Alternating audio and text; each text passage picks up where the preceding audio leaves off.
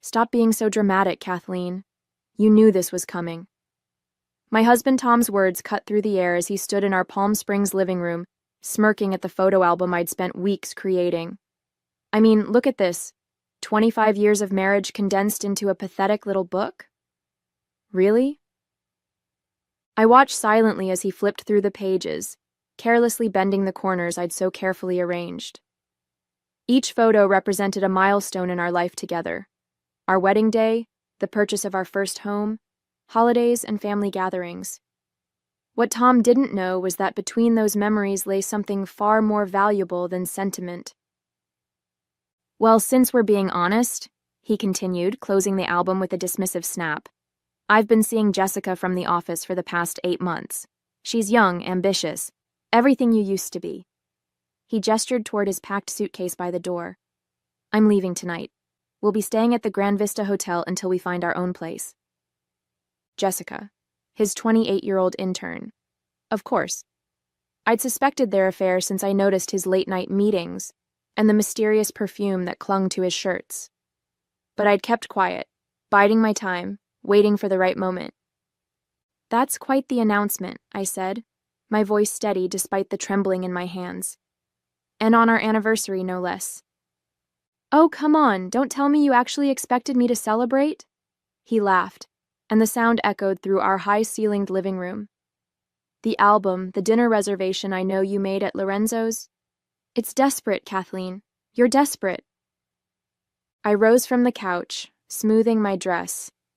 The emerald green one he'd always said made me look old. Walking over to where he stood, I reached for the photo album. You're right about one thing, Tom. This evening isn't going as planned. His eyebrows rose as I pulled the album from his grasp. What are you doing? Taking back what's mine, I replied, a small smile playing at my lips. After all, you won't be needing these memories anymore. What Tom didn't realize was that between those carefully curated photos lay the key to my future, and the end of his comfortable life as he knew it. I'd known about Tom's affair for months, but that wasn't what had kept me up at night. 1 week ago, I'd received news that would change everything. My hands trembled slightly as I held the album, remembering the moment I'd checked those numbers on my lottery ticket. 6 numbers that had transformed me from an aging housewife into a multi-millionaire. The memory of that moment was still crystal clear. Sitting at my kitchen table at 3 a.m., double and triple checking the numbers under the dim light, afraid to breathe, afraid to believe. The first person I called wasn't Tom, it was Eleanor Wilson, the most respected financial advisor in Palm Springs. We'd spent 3 days meticulously planning and securing my future. Everything was already set up in my name only, protected by a team of lawyers who specialized in lottery winners. The trust was ironclad, the accounts secure, and my future carefully mapped out. I'd even started looking at beachfront properties in Malibu, dreaming of a fresh start away from the desert heat and suffocating memories. You know what's funny, Tom? I said, running my fingers along the album's spine. I always thought it would hurt more, discovering your affair, watching you leave. But somehow, it doesn't. I thought about all the signs I'd ignored over the past 8 months, the late nights, the secret phone calls, the mysterious weekend conferences that never seemed to have any paperwork attached to them. He paused by the door, his hand on the suitcase handle. Don't tell me you're having some sort of emotional breakthrough. His tone was mocking, but I caught the hint of uncertainty in his eyes. For 25 years, he'd been able to read me like a book. Now, for the first time, he seemed unsure of what he saw. Actually, I've had quite a few breakthroughs lately. I sat down at our antique desk, the one he'd insisted we buy last year, putting us further into debt. It's amazing how clarity comes when you least expect it. I thought about the moment I'd decided to create this album, carefully selecting photos that would hide my secret between their pages. Tom's phone buzzed. He glanced at it, smirking. That's Jessica. She's waiting downstairs. He straightened his tie, the blue silk one I'd given him for Christmas. I'll have my lawyer contact you about the house and assets. Try not to make this messy, Kathleen. It's better for everyone if we handle this like adults. I nodded, watching him fidget with his watch. He was probably calculating how much he could get in the divorce, how he'd maintain his lifestyle with Jessica. Little did he know that in exactly 3 minutes, his entire plan would crumble. The proof of my fortune was nestled safely between these pages, waiting to be revealed.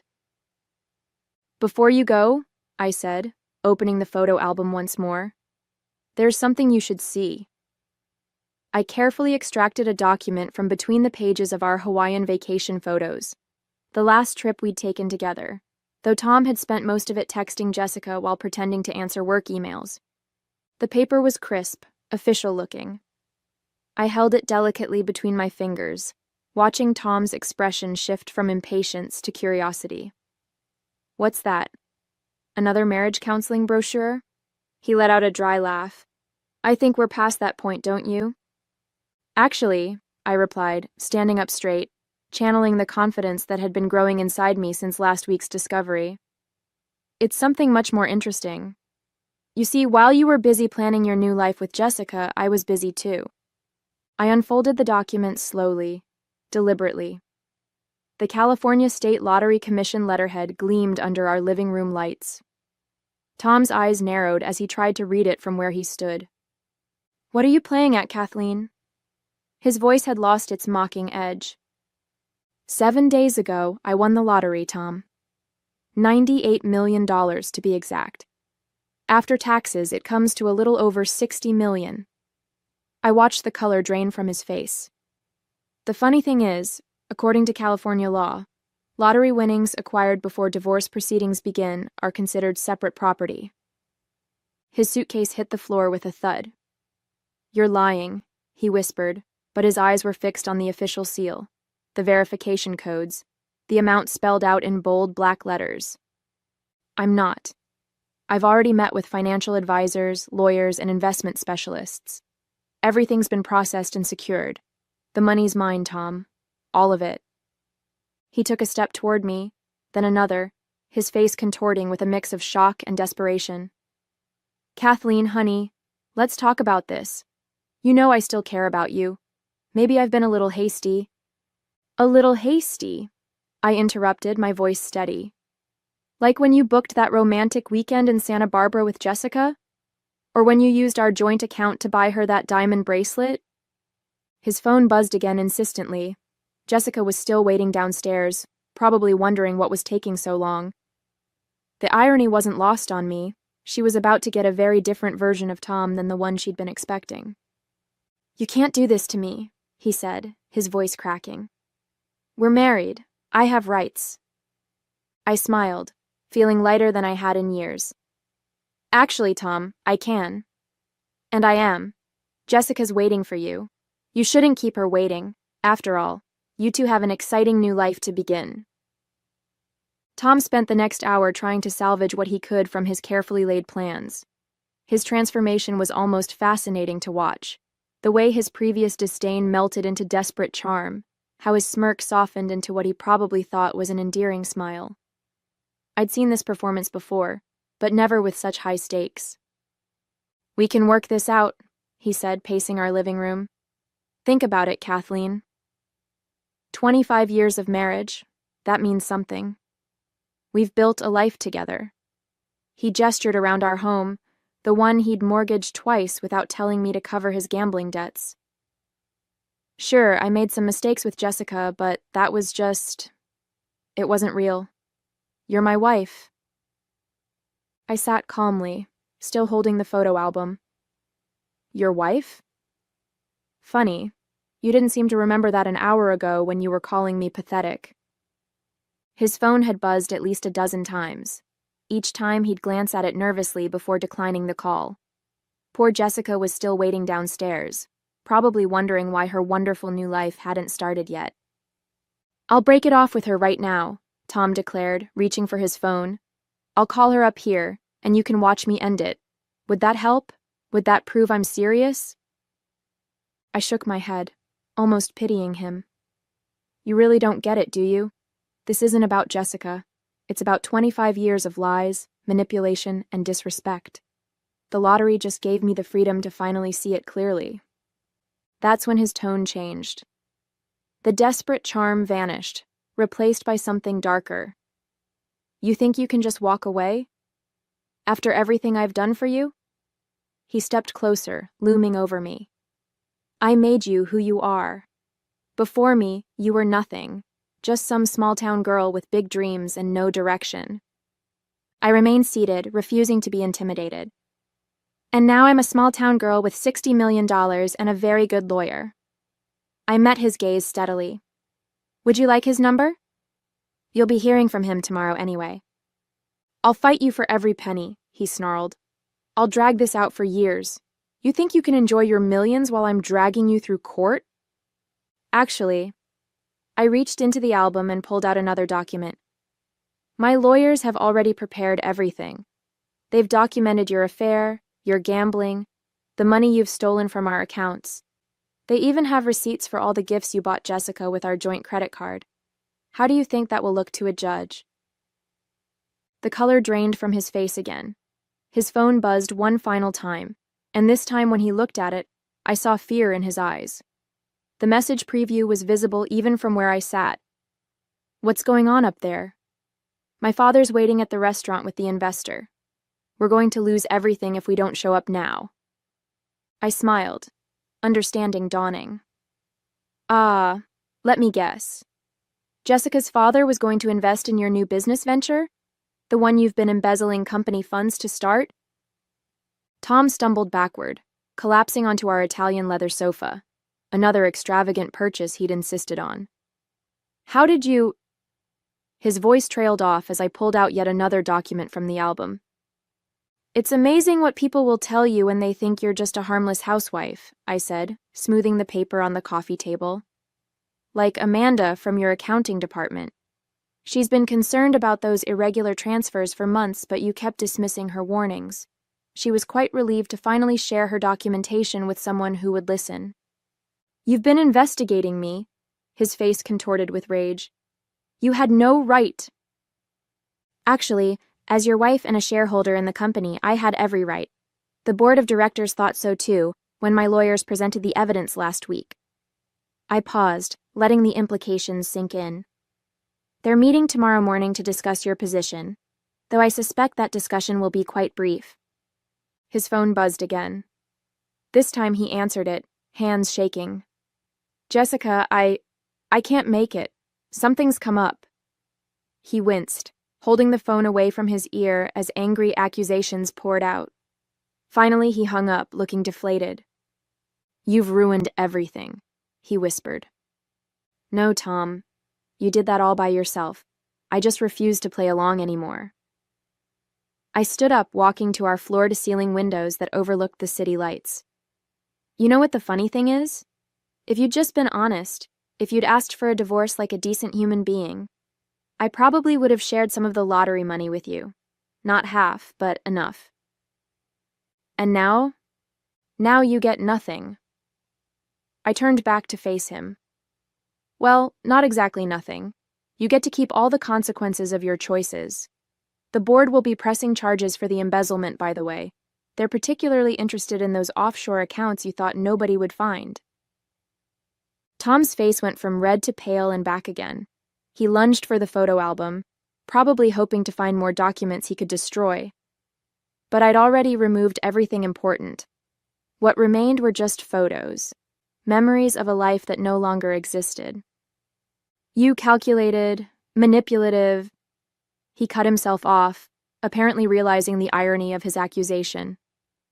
I learned from the best, I replied calmly. Though I have to thank Jessica, too. If she hadn't been so eager to brag about your plans together at her yoga class, I might not have discovered the embezzlement so quickly. Her friend Olivia was very chatty after a few glasses of wine. The truth was finally dawning on him. Every careful plan he'd made, every scheme he'd constructed, was crumbling. He wasn't just losing his comfortable life with me or his future with Jessica. He was losing everything. The police will be here soon, I added, checking my watch. Amanda filed the official report this afternoon. I'd suggest using this time to call a lawyer, a criminal defense one. You're going to need it. A sharp knock at the door made Tom jump. His eyes darted around the room like a trapped animal's, searching for an escape route. Our penthouse was on the 15th floor. There wasn't one.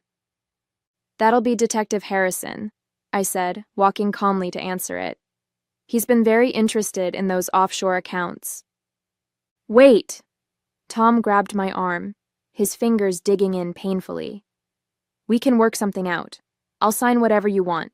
Divorce papers, a confession about the affair, anything. Just don't do this." I looked down at his hand on my arm, then back at his face. "Remove your hand, Tom." "Now." The knock came again, more insistent this time. Tom released me, stepping back. "You don't understand. There are other people involved, powerful people. If this gets out—" "Oh, I know all about your powerful people," I replied, straightening my sleeve. "Like Michael Anderson, who's been helping you hide money through his shell companies. He rolled over on you 3 days ago. Turns out he's more afraid of federal prosecution than he is of you." Tom's face went ashen. "That's impossible. Michael would never—" "He did. Right after the FBI showed him proof that you were planning to pin everything on him." I smiled slightly. "Your text messages were very enlightening. You really should have been more careful with your phone password. 1234 isn't exactly Fort Knox." The knocking had become pounding. "Mr. Thomas Wilson? Police, open the door." Tom made one last desperate attempt. "Think about what this will do to your reputation. Everyone will know you sent your husband to prison. Is that what you want? To be known as the vindictive wife who—" "Who exposed a criminal?" I interrupted. "Who helped uncover millions in corporate fraud? Who protected innocent investors from a scam artist? Yes, I'm comfortable with that reputation." I opened the door to reveal Detective Harrison and 2 uniformed officers. "He's all yours, Detective. I believe you'll find his phone particularly interesting." He was just about to delete some incriminating messages. Tom's face contorted with rage as the officers approached him. "You planned this whole thing. The photo album, the anniversary dinner, it was all a setup." "Actually, the lottery win was pure luck," I said, watching as they handcuffed him. "But everything else? Yes, I planned it carefully. Consider it 25 years of investment finally paying off." As they led him toward the door, he turned back one last time. "What about Jessica? Are you going to ruin her life too?" "Jessica made her own choices," I replied. "But don't worry, she's already received copies of your texts with Michael Anderson, including the ones where you called her a useful idiot who would take the fall if anything went wrong. I imagine she's rather busy right now, probably talking to her own lawyer." I watched as they escorted him out, his shoulders slumped in defeat. The photo album still lay on the coffee table, filled with memories of a life that had been built on lies. But I didn't need those memories anymore. I had something better, a future of my own making. 1 year later, I sat in my new Malibu beach house, watching the sunset paint the Pacific orange and gold. The sound of waves had replaced the desert winds of Palm Springs, and the salt air had washed away the last traces of my old life. The media circus following Tom's arrest had been intense but brief. Corporate fraud rarely holds public attention for long, especially when bigger scandals emerge. Tom had taken a plea deal, agreeing to testify against his co-conspirators in exchange for a reduced sentence. 8 years instead of 20. Jessica had fled to Arizona after the scandal broke, her dreams of being a wealthy executive's wife shattered. I picked up the morning's paper, another article about the case, this time praising the whistleblowers who'd exposed the fraud. My name was mentioned, along with Amanda from accounting, as key figures in uncovering the scheme. But that wasn't the story that interested me. Instead, I focused on the business section, where my new charitable foundation was featured. The lottery money had given me freedom, but it was the foundation that gave me purpose. We specialized in helping women escape financial abuse, providing resources and support for those trapped in situations similar to what I'd endured. Every success story felt like a personal victory. My phone buzzed, A text from Eleanor Wilson, my financial advisor. The foundation's latest investment had paid off handsomely. More money to help more women. I smiled, thinking about how far I'd come from that night with the photo album. Sometimes the best revenge isn't about destroying someone else's life. It's about building your own better than ever. Last week, I received an unexpected letter from Tom. The prison envelope sat unopened on my desk for days before curiosity won out. Inside, I found pages of apologies, explanations, and pleas for forgiveness. He'd found God in prison, he wrote, and wanted to make amends. He also mentioned hearing about my foundation's success and suggested that perhaps we could work together once he was released. I had to laugh at his predictability. Even behind bars, he was still looking for angles, still trying to scheme his way into money. I shredded the letter without responding. That evening, at a charity gala for the foundation, I found myself sharing this story with James, a widowed investor who'd become a major donor to our cause. His genuine laugh matched mine, his eyes crinkling at the corners as he shook his head in disbelief. "Some people never change," he said, offering me a glass of champagne. "But others?" He gestured around the room where dozens of women who'd escaped similar situations were now thriving, many running their own businesses. "Others transform completely." Speaking of transformation, I replied, "Remember that photo album that started all this?" I finally found a good use for it. I donated it to a museum's exhibition about financial fraud and domestic abuse. The album sat in a glass case, its pages open to show the hidden compartments where I'd stored the evidence. Below it, a plaque read, "Sometimes the strongest chains are the ones we think we can't break." James raised his glass. "To breaking chains." "And building bridges," I added, thinking of all the women we'd helped, and all those still to come.